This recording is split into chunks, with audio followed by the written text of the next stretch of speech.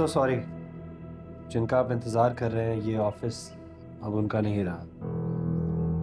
Actually ये office कभी उनका था भी नहीं। आप बैठना चाहे तो बैठ सकते हैं। Please have a seat.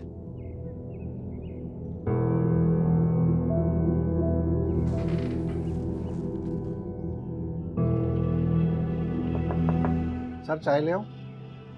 चाय? No thanks. मेरे लिए एक कप। और हाँ, एडमिन वालों से कहना कि रूम के बाहर लगी हुई नेम प्लेट को चेंज कर दें। जी सर। मुझे लगता था कि जामिन साहब तुम्हारे बारे में जब भी जिक्र करते हैं ना थोड़ा एग्जैजुरेट कर लेते, लेकिन अब आई रियलाइज कि वो तो सही थे। उनका सही मेरे लिए गलत भी तो हो सकता है। और मुझे लगता है कि तुम्हें उन्हें समझने में ज्यादा वक्त नहीं लगाना चाहिए। मैं औलाद हूं उनकी, मुझसे बेहतर नहीं समझ पाओगे।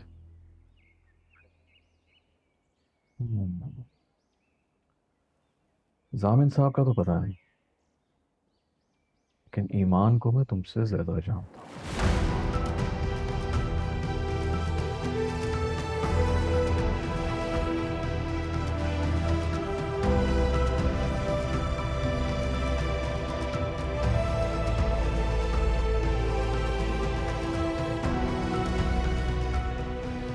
जिस दिन भी ये सब गया ना तुम्हारे हाथ से, वो भी नहीं रुकी। I'll make sure कि मैं ये बातों में प्रूव करके ही छोड़ूं। हमारी रिश्तेदारी अभी नई नहीं है, इसलिए आपसे मुद्दबाना गुजारिश कर रहा हूं कि यहाँ से प्लीज चले जाइए, वरना मेरी बीवी के बारे में बकवास करने पे मैंने अपने भाई को भी नहीं छोड़ा। मैं गुस्से को ना थोड़ा बचा के रखूं, आगे बहुत काम आएगा। जितना मर्जी कमा लो, मर्जी बड़े आदमी बन जाओ, जिस दिन तुमसे अमीर या तुमसे बेहतर आदमी उसको पलट कर भी देखेगा ना, उसकी हो जाएगी। देख लिया, अपने ही बाप को उसने कारोबार से अलग। सामिन प्लीज खुदा का वास्ता बैठ जाओ। जब से आए हो इतने गुस्से में हो, हौसले से काम लो। तुम ठीक कह रही थी शैला, इस सर्कस के शेर के हाथ में चाबुक मैंने ही दी थी। मेरी आंखों के सामने सब कुछ चला गया और मैं कुछ भी नहीं कर पाया। मैं जानता हूँ कि सलार ने जो कुछ भी किया उसके करने का तरीका गलत था, लेकिन at the end of the day उसी का सब कुछ उसने वापस ले लिया। It's that simple. दफा हो जाओ यहाँ से, आज मुझे किसी की बकवास नहीं सुननी। बाबा अब अपना गुस्सा भाई पर तो मत निकालिए प्लीज। ये सालार की सबसे बड़ी हमदर्द है इस घर में। इसी की बातों में आके ना अदनान भी इसकी साइड पे हो गया।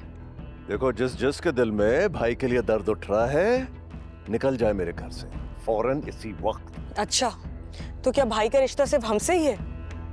शादी करते थे ना, हमारी जान छूट गई। शादी भी नहीं हुई इसकी। Wow, just wow. सुबह आप हमें घर से बाहर निकाल रही थी, और अब बाबा। चलो अच्छा है, यहाँ आकर कम से कम ये एहसास तो हो गया कि अब हमारा यहाँ पर तो कोई नहीं। हाँ, नहीं है कोई नहीं है। अगर भाई की वकालत करनी है ना, तो शाबाश, अपना सामान उठा और चलता मरे यहां से।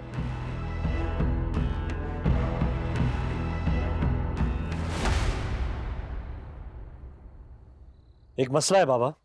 सालार तुमसे कोई बात नहीं कर रहा। ये घर भी मेरा है, और यहाँ कौन रहेगा और कौन नहीं इसका फैसला भी मेरा होगा। आपको परेशान होने की जरूरत नहीं है। मेरा ज़र्फ मेरी माँ की तरह बड़ा है, वो तो दुश्मनों को भी अपने करीब रखती थी। हाँ, तो मर जाना था ना उसके साथ, दोनों साथ जहन्नम गर्क होते।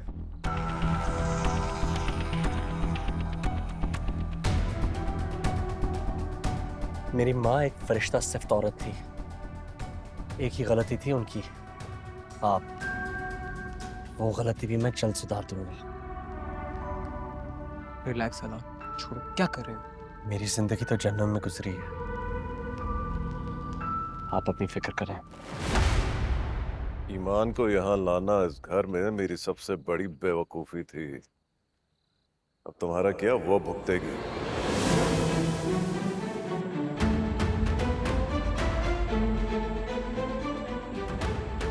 इस घर में अगर ईमान को किसी ने एक लफ्ज भी कहा ना, तो मेरे कहने से पहले या तो अपनी सोच चटक दे या ये घर छोड़ दे।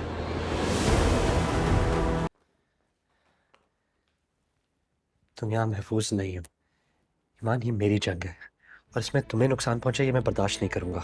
तुम्ही ने कहा था ना कि आज डर गई तो सारी जिंदगी डर के गुजारनी पड़ेगी। ईमान, मैं डर नहीं रहा, मैं एहतियात कर रहा हूँ। आज मैंने बाबा की आंखों में खून देखा है। उनका वही 22-23 साल पुराना चेहरा मुझे याद आ गया। एक दिन माँ के साथ लड़ाई के बाद भी उन्होंने यही कहा था, तुम अब अपने बाप का किया भुगतोगी। उसके बाद माँ। ईमान, मैंने आलम साहब से तुम्हारी हिफाजत का वादा किया है। मेरी जिंदगी में तुमसे ज्यादा कीमती और कोई नहीं। जानते हैं, पर मैंने भी सारी जिंदगी तुम्हारा साथ निभाने का वादा किया है अपने आप से। सालार, हम पार्टनर्स हैं ना, और फिर ये कैसी पार्टनरशिप कि जब दूसरा पार्टनर मुसीबत में हो तो पार्टनर छोड़ के भाग जाए। ईमान, तुम समझ क्यों नहीं रही हो? तुम्हारे यहाँ होते हुए मैं उनसे सही से लड़ भी नहीं पाऊंगा। क्यों? सलार, तुम्हें ऐसा लगता है कि तुम्हें यहाँ अकेला छोड़कर मैं चैन से जी लूंगी? तुम वो ही करो जो तुम करना चाहते हो, आराम से, सुकून से, बगैर किसी स्ट्रेस के। और वैसे भी जब नौबत धमकियों पे आ जाए ना, तो जान लेना कि सामने वाला कमजोर पड़ चुका है। और कल तुम्हारा इवेंट है ना, बहुत इम्पोर्टेंट। मैं नहीं चाहती कि गवर्नमेंट को ये लगे कि तुमने सारी मेहनत अपने सिर्फ पहले इवेंट पे की थी। इस बार पलट के सिर्फ बाबा वार नहीं करेंगे,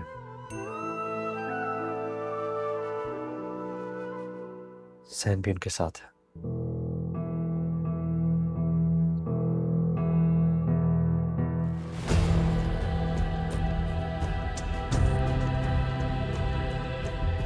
Don't worry, we will deal with it.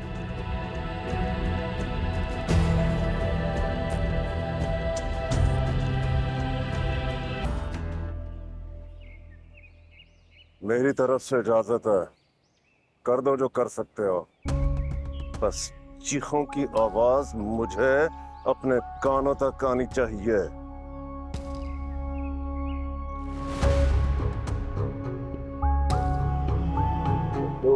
जरा से इल्जामात भी पड़े। तलाक के केस में सच्चाई कम और इल्जामात ज्यादा होते हैं आलम साहब। आपके जो भी फाइनेंशियल लेन देन थे एटलीस्ट आप मुझे इन्फॉर्म तो करते। जमील भाई को तो हमने हमेशा पैसे दिए ही हैं, और जहाँ तक ये 30 लाख की बात है, ये तो बाबा की गाड़ी बेच के उन्होंने अकाउंट में जमा करवाए थे। वो तो बाद में हमें पता चला था कि गाड़ी 30 की नहीं बल्कि 35 लाख की बिकी थी। और वो जेवर? वो जेवर मेरे जहेज का था।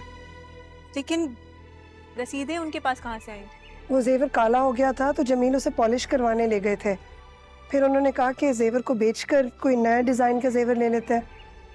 मेरे तो ज़हनो गुमान में भी नहीं था कि वो रसीदें अपने नाम करवा लेगा। उस वक्त तो मुझे सब कुछ ठीक लगता था। सवाल तो ये है कि अगर उसके पास इतनी अकल पहले थी तो ये सब कुछ पहले ही कर लेता।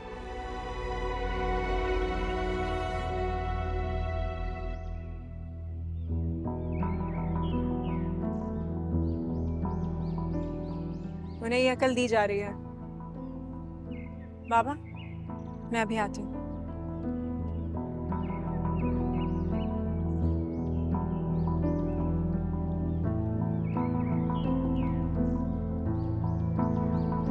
तुम यहाँ क्या कर रहे हो? एक्सक्यूज मी,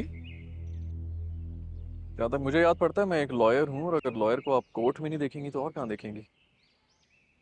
तुम इनके साथ क्या कर रहे हो? ये शम्स साहब हैं, मेरे बहुत करीबी दोस्त हैं। और शम्स साहब, ये ईमान है, मेरी एक्स फियांसे।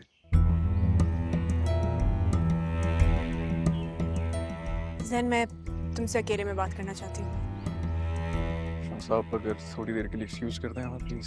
मैं आपका कोर्ट में वेट करता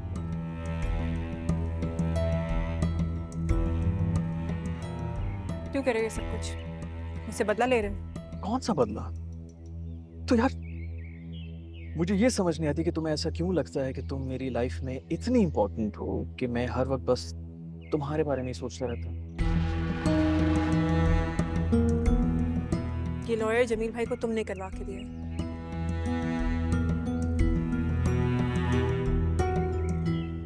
हाँ। क्यों? हमारी कोई रिश्तेदारी तो है नहीं। एक क्लाइंट आया, उसने मुझे केस लेने को कहा। मैं फैमिली लॉयर तो हूँ नहीं, तो मैंने अपने दोस्त को रेफर कर दिया। That's it. That's it? तुम जमील भाई की सारी घटिया हरकतों के बारे में जानते हो। तुम ही उन्हें बेगैरत कहते थे ना, क्या हुआ अब? सब भूल गए? भूल गया सब। तुम्हें भूलने की कोशिश में ना सब कुछ भूल। हुसैन, अभी तो इस लड़ाई में बहुत कोलैटरल डैमेज होना बाकी है। ये केस तो बस उसकी एक छोटी सी झलक।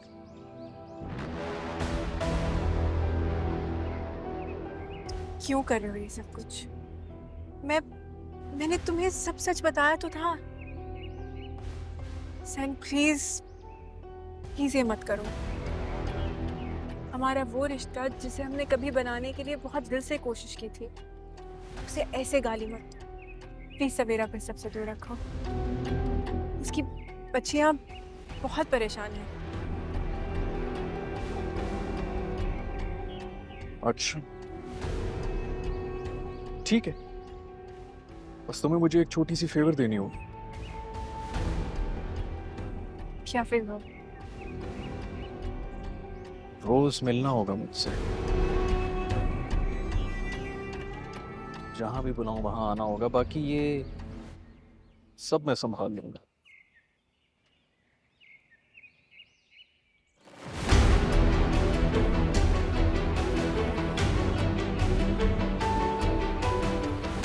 आइंदा मुझे हाथ लगाने से पहले 10 बार सोचना। तुम्हारा नहीं रहा। और हाँ, बहन को छोड़ो, अपने शौहर की फिक्र करो। या उसके लिए भी इसी तरह गिड़गिड़ाती हुई आओगे मेरे पास?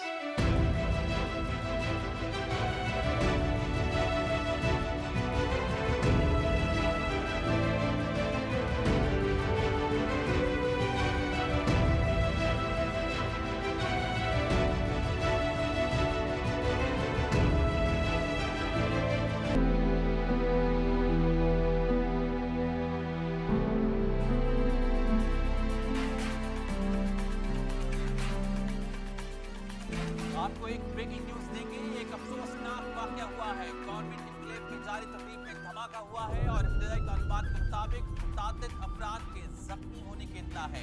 हमारे नुमाइंदे के मुताबिक ये धमाका गैस सिलेंडर फटने के नतीजे में हुआ है, ताहम अब तक कोई ऑफिशियल बयान सामने नहीं आया है।